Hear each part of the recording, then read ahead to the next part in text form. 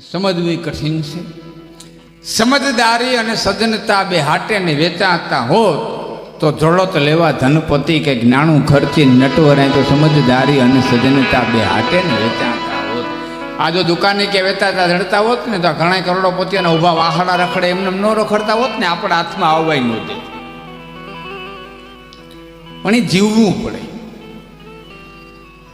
સમજદારી કે નહીં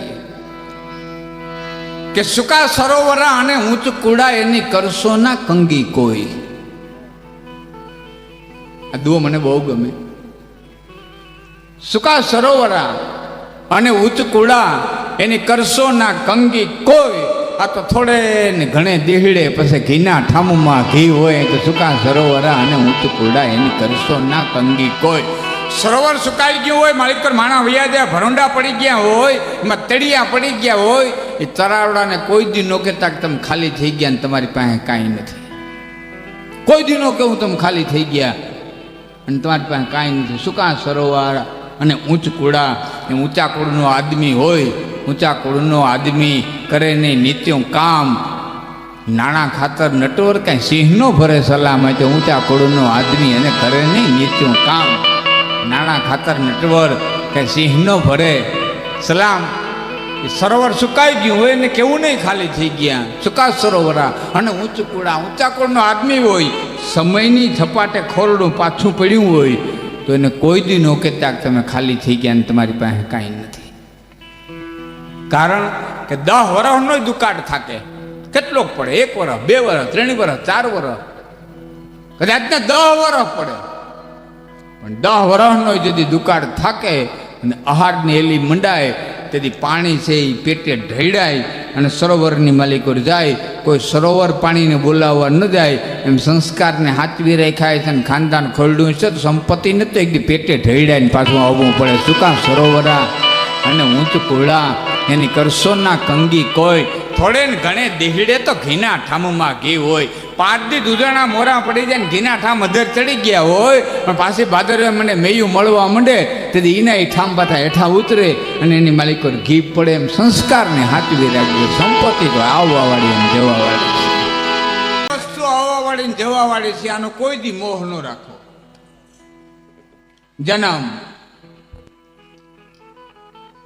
એક વાત હતી કરી દો. આપણે ક્યાં ગામમાં કહેતા નીકળ્યા હતા, કોઈ મારી માથાવ, કોઈ મારી માથાવ, કોઈ મારી માથાવ. બજારમાં રેડિયો નાખતા નાખતા નીકળ્યા હતા, કોઈ મારી માથાવ. હવે મારે આવવું છે પૃથ્વી ઉપર, કોઈક મારી માથાવ, કોઈ મારી માથાવ. કોઈ નારાયણના આપણે પધારવાના હતા એની મારી માય તૈયાર રાખી હતી. 20 વર્ષ મોર મોકલી દીધી હતી. માના અહીંયા ધાવણ તૈયાર રાખ્યું હતું.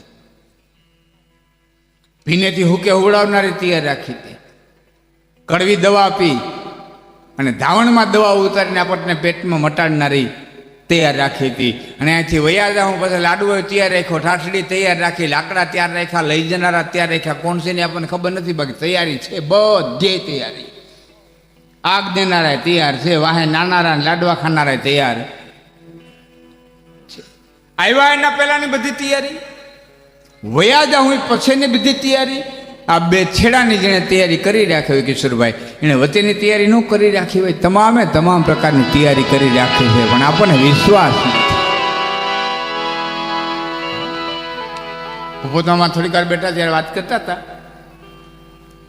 લીમડી રાજકવિ શંકરદાન બાપુ દેથા અને લીમડી મહારાજ ફતેહસિંહજી કાકા, એમને કાકાના ઉપનામથી બોલાવતા ફતેહજી બાપુને. મુંબઈ એમનો બંગલો અને ત્યાં શંકરદાન બાપુને તેડી ગયેલા. વહેલા સવારમાં વોકિંગ કરવા નીકળ્યા. તે આગળ લીમડી મહારાજા અને પાછળ રાજકવિ શંકરદાન બાપુ. એમાં એક ભિખારી ગાર્ડન પાસે ફૂટપાથી ઉપર સૂતો હતો. એટલે શંકરદાન બાપુએ જે પોતે ગરમ ધાબળો ઓઢ્યો હતો ને એ ભિખારીને ઉઠાડી દીધો. એ વોકિંગ પૂરું કરીને પાછા આવ્યા ત્યારે લીમડી મહારાજાને યાદ આવ્યું કે શંકરદાન બાપુએ ધાબળો ઓઢ્યો હતો. કે કવિરાજ તમારે ખંભે ધાબળો હતો કે નહીં? કાંબેર ધાબળો સાલ ધાબળો હતો કે નહીં? કે હા બાપુ. તો વોકિંગ કરીને આવ્યા પછી ધાબળો તો ન જોયો કે બાપુ એટલે ભિખારી નહોતો હું તો ફટપારી માથે એ ટાઢનો થરથરતો ને એટલે મેં એને ઉઠાડી દીધો. લીમડી મહારાજા કે ભિખારીને તો મેં જોયો હતો પણ મને આ વિચાર નો કેમ આવ્યો? આ વિચાર તમને આવ્યો, મને કેમ ન આવ્યો? અને લીમડી રાજ કવિએ સુંદર જવાબ દીધો હતો કે મને મારા ધણી ઉપર વિશ્વાસ છે, કદાચ તમને તમારા ધણી ઉપર નહીં હોય. મને લીમડી મહારાજા ઉપર વિશ્વાસ છે કે આવો ધાબળો છે, મારા અન્નદાતા ઉપર મને વિશ્વાસ છે કે એક ધાબળો દઈ દે તો મને આવા બીજા 2 ધાબળા લીમડી મહારાજા આપશે. પણ તમને તમારા અન્નદાતા ઉપર વિશ્વાસ હોય ન હોય બાપુ, એ તમે જાણો.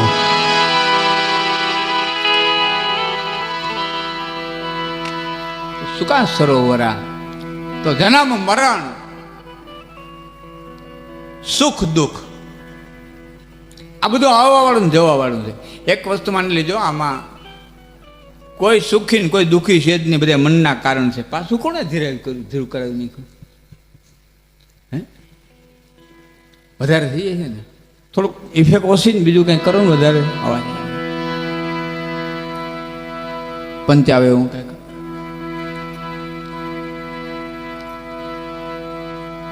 આ તો આપણા બધા મનના કારણો છે.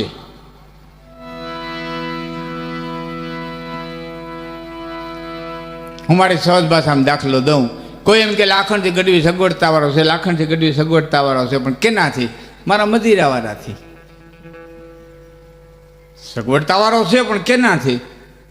મારા મદિરાવાળાથી. એ લાખણથી ગઢવીને જુનાગઢના કોઈ ધનપતિ પાસે મૂકો એટલે ત્યાં લાખણથી ગઢવી ગરીબ છે. એ મારા જુનાગઢના ધનપતિ નામ લે, હાલો પેથરજી બાપા નામ લઈ લઈએ આપણે. તો એને ધીરુભાઈ અંબાણીના છોકરા પાસે મૂકો તો અહીંયા પેથરજીભાઈ ગરીબ છે. એ અનિલ અંબાણીને ઉપાડીને તમે આરબ અમીરાત પાસે મૂકી દો, જેને પોતાની દીકરીને હમણાં 600 કિલો હોનું દીધું કડિયાવરમાં, વોટ્સઅપમાં બધું આવ્યું. ત્યાં અનિલ અંબાણી ગરીબ છે. એ આરબ અમીરાતને ઉપાડીને તમે મહારાણી વિક્ટોરિયા પાસે મૂકો તો ત્યાં આરબ અમીરાત ગરીબ છે. મહારાણી વિક્ટોરિયાને ઉપાડીને તમે કુબેર ભંડારી પાસે મૂકો તો ત્યાં મહારાણી વિક્ટોરિયા ગરીબ છે. એ કુબેર ભંડારીને ઉપાડીને તમે લક્ષ્મીજી પાસે મૂકી દો એટલે કુબેર ભંડારી ગરીબ છે. અને લક્ષ્મીજીને ઉપાડીને તમે નારાયણ પાસે મૂકી દો એટલે ત્યાં બેઠા બેઠા અહીં પગ દબાવે છે. અહીં કોઈ ગરીબ કોઈ શ્રીમંત છે. ગરીબ છો પણ કેનાથી? તમે શ્રીમંત છો પણ કેનાથી? સાપેક્ષવાદના સિદ્ધાંતે જગત હાલે છે. માટે યુવાન મિત્રોને વિનંતી કરું છું કે ક્યારે લઘુતા ગ્રંથિ ન બાંધવી, હું કંઈક છું, અને ક્યારે ગુરુતા ગ્રંથિ ન બાંધવી. ક્યારેક ગુરુતા ગ્રંથિ ન બાંધવી, હું કંઈક છું, અને ક્યારે લઘુતા ગ્રંથિ ન બાંધવી કે હું કાંઈ નથી, હું છું. દુનિયા જે હોય તે મારે મારું કર્મ છે, હું છું. અહંકારની વાત નથી કરતો, હું અભિમાનની વાત નથી કરતો, પણ સ્વાભિમાન હોવું જરૂરી છે. અહંકાર નહીં પણ સ્વાભિમાન હોવું એ જરૂરી છે. હું કોણ છું એ તો નિત્ય યાદ કરવું જ જોઈએ. હું કેનો દીકરો એ તો નિત્ય યાદ કરવું જ જોઈએ. મારી મા કોણ એ તો નિત્ય યાદ કરવું જ જોઈએ. મારો મોહાળ કોણ એ તો નિત્ય યાદ કરવું જ જોઈએ. મારો ગુરુ કોણ? કાયમીન માટે આટલા પ્રશ્નો તો પોતાને પૂછી જ લેવા જોઈએ. તો ક્યાંક અટકતા આવડે કે ભાઈ વરિસાદર પરિવારની કથા હતી ને સાંભળવા ગયા હતા, અને આ તો બપોરે લાડવાના જમણવાર હતા, અને સરસ મજાના કેટરસવાળા લાડવા બનાવ્યા હતા, પણ એવી મજા આવી. આ તો 3 લાડવા ખાઈ ગયો, ભારી મજા આવી. એ 3 લાડવા ખાધા એટલે ભારી મજા નથી આવી, 3જે લાડુ અટકી ગયા એટલે આવી. જો સોથો ખાધો હોત તો વળી આવોત તો ક્યાંક અટકતા આવડ્યું. મારે ક્યાં અટકવું, મારે કેટલું હાલવું?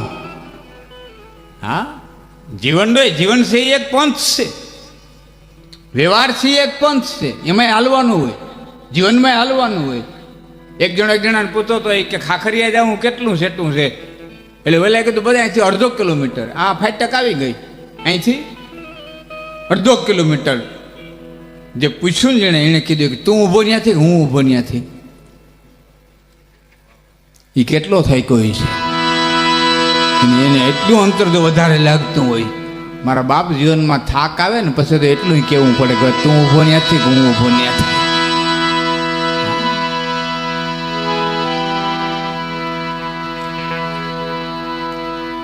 તો ક્યાંક અટકવું જોઈએ.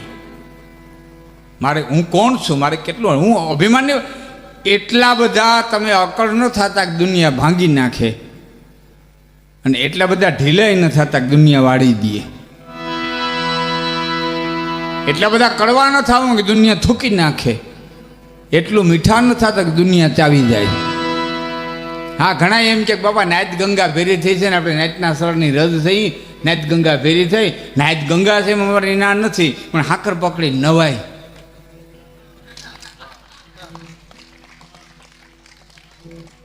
નાયત ગંગા છે એમાં નાની બાપા એના સરની ધૂળમાં ચડાવીએ, પણ નાવું ને એમાં તો હાકર પકડી નવાય, નકર નાયત તાણી જાય.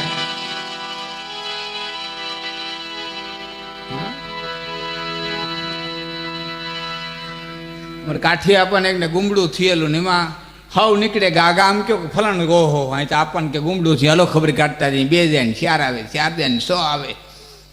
એમાં એક દિવસ વાણંદને કીધું ગાંજા કે હા, એ કે આ ગુમડું ભારી કે બાપુ ગુમડું મારી નાખે હો, એ કે ગુમડું નહીં મારી નાખે, નાયત મારી નાખશે.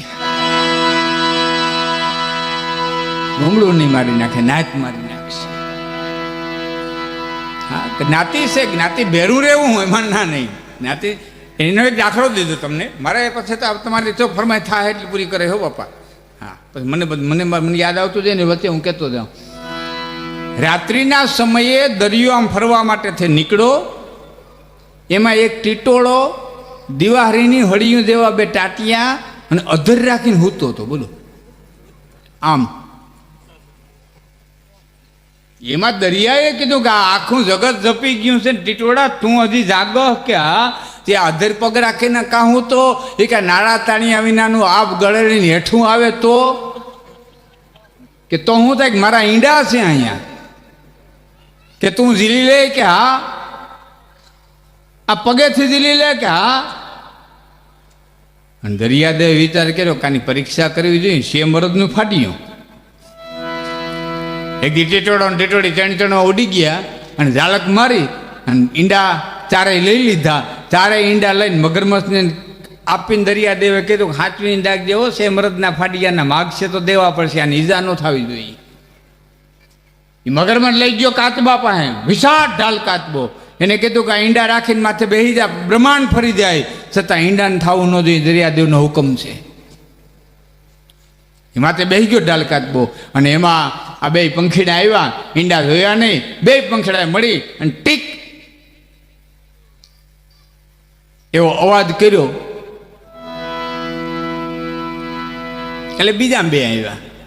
ચારે ભેરા થઈને અવાજ કર્યો, બીજા 4 આવ્યા. 8 ભેરો અવાજ કર્યો, 16 આવ્યા. 16 અવાજ કર્યો, 32 આવ્યા. 32 અવાજ કર્યો, 64 આવ્યા. જોતાની માલિકો તો અવાજ થતા ગયા અને પંખીયા ટોળા મંડી ગયા, ભેરા થવા થતા કરોડોની સંખ્યામાં જ્યારે પંખીડાનો મેળાવડો થયો અને કીધું ભાઈ હું કરવા ભેડા કર્યા? ટીટોળાએ કીધું દરિયો બુરવો, મારા ઈંડા લઈ ગયો છે. દરિયો બુરવો પણ કે હુકમ કોણ કરે? કે રાજા. કે રાજા હજી આવ્યો નથી. અનલ નામના પંખીઓ જે મોટા મોટા એમ કહેવાય છે, અનલ આકાશમાં ઉડતું હોય ને એનું ઈંડું પડે ધરતીમાંથી પડે પેલા પાછું પંખી થઈ જાય, એટલા અધેર ઉડતા હોય. એ ગરુડજી પાસે ગયા, તમારા વિનાનો હુકમ કોઈ છોડે નહીં, આવો. ગરુડ કે હવે ટીટોળો બોલાવે ને હું થોડો આવું.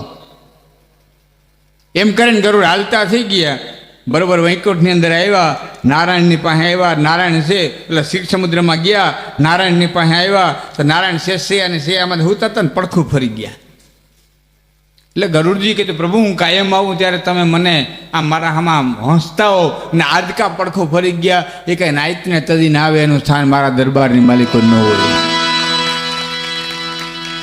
જે નાયતને તદીને આવે એનું સ્થાન મારા દરબારમાં ન હોય. પ્રભુ મને માફ કરો. કે માફ હું નહીં, માફ ટીટોળો કરે તો થાય.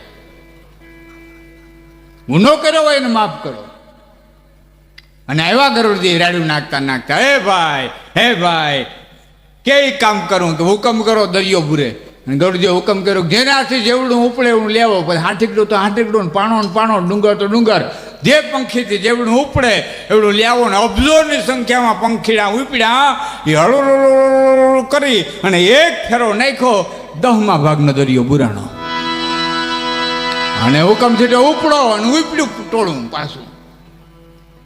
યાર કરીને આવતા હતા અને દરિયે રાજ નાખે તારી ભલાઈ ટીટોળા તારી ભલાઈ. બાપા ગયા હતા રામ મંદિરે દર્શન કરવા.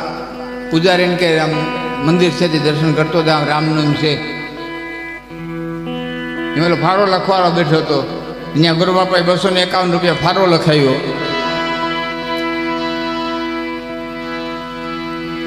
એમાં એક દી પૂજારીને રામાનંદ પૂજારીને એમ વિચાર થયો કે ગુરુ બાપાનું ઘર રસ્તામાં આવે છે ને બગહરા જાઉં છું લઈને ફાળો લેતો જાઉં. એટલે ગુરુ બાપાને ઘેરે જઈને કે ગુરુ બાપા મારે બગહરા જવું છે, ઓલા 250 રૂપિયા 250 રૂપિયા ઘરે પૂજારી અટાણના પરમાં માગવા આવો, તમને હરમ ન થાય.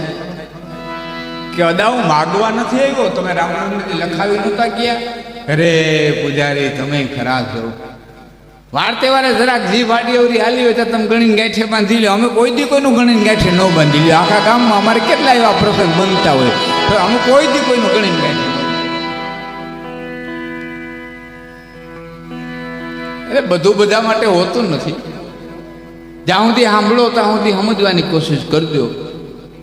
જેટલું સમજાય એટલું જીવનની માલિકો અર્થ આવે. બાકી તો ભેરા છે નોખા પડ્યા, કોઈ મતલબ નથી. તાકાત હોય ત્યાં સુધી સાંભળજો, બેહવાની તાકાત સુધી બેહજો. આખો દિવસ તમારે બેહવાનું હોય, પણ જેટલી ઘડી બેહો ને જેટલી ઘડી સાંભળો ને એ સાંભળો ને એટલે સમજવાની કોશિશ કરજો. અધૂરો સમજીને જાઓ ને તો દુઃખ બહુ દે છે, અધૂરો સમજી જાઓ તો આનંદ બહુ દે છે. અધૂરો સમજી જાઓ તો આનંદ બહુ દે. એક વાર દરબાર સાહેબનો છોકરો એને આવીને કે બાપુ જીજી ક્યાં? એ કે વાણીએ નથી, હું ખાંડ લઈ આવ્યો ને પણ વાણીએ 150 ગ્રામ ઓછી દીધી. બાપુ કે કોઈ વાંધો નહીં બેટા, એની 150 ગ્રામ જ ગઈ, આપણી 150 ગ્રામ જ ગઈ, એની 850 ગ્રામ ગઈ.